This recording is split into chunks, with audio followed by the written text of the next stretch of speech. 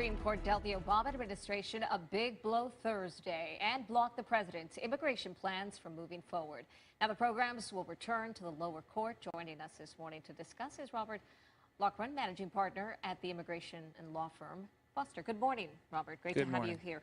Can you break down this ruling for us? Well, it was quite a brief ruling, and it's basically saying that the Supreme Court is not going to take any action in this matter, and they're affirming the lower court, which is the Fifth Circuit, which was affirming the federal district court in Brownsville, Texas. So you have a judge, Judge Hannon, who I think we're going back on 2 years ago now, said that the president didn't have the authority to do such sweeping immigration reform through an executive order.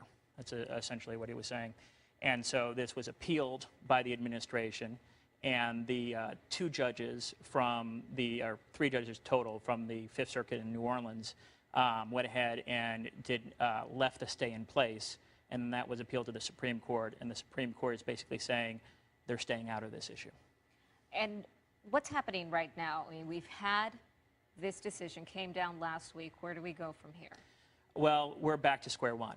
Basically, delay is winning, and our current governor... Delay, Tom DeLay. No, excuse me. Delay in the moving forward of this process by stopping the president's actions. They have run, the Republicans generally have run out the clock on any sort of immigration relief for those up to 11 million people who are here in the United States illegally. So it is basically saying that for the rest of this administration, the Obama administration, the status quo is where we're at. Nothing changes. What kind of impact does this have on the presidential election moving forward? Some are already saying it's going to be one of the most important issues going forward. There was up to, depending on who you ask, up to 5 million people who could have benefited from this executive action. These are the people who are around us every day. They're the people who are bussing our tables. They're building our homes. They're cleaning our office buildings. They're cleaning our hotels. There's an entire underclass in the United States of 11 million people who are using fraudulent documents for the most part to work in the U.S. And so they're living without status, they're living in the shadows, and they're living in fear, and that continues. As somebody who deals with immigration issues, what's your point of view on this?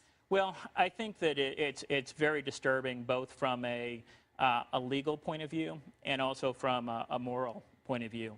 And I was about a year ago, up at a presentation that Judge John Carter, who's a congressman for Georgetown and Salado, and he was presenting to two different Tea Party groups about why there needed to be comprehensive immigration reform.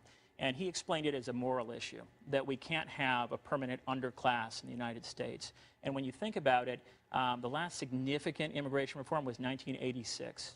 That's about, what's that, pushing 30 years ago. Right. And so since then, we've got 11 million people who are just not able to hold their heads up and live without fear. They're not able to get secondary benefits.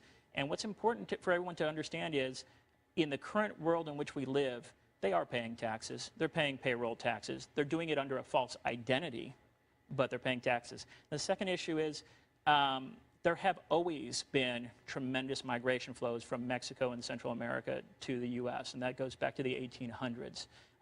For us to have a wall or block off those migration flows is like putting a dam up against a river.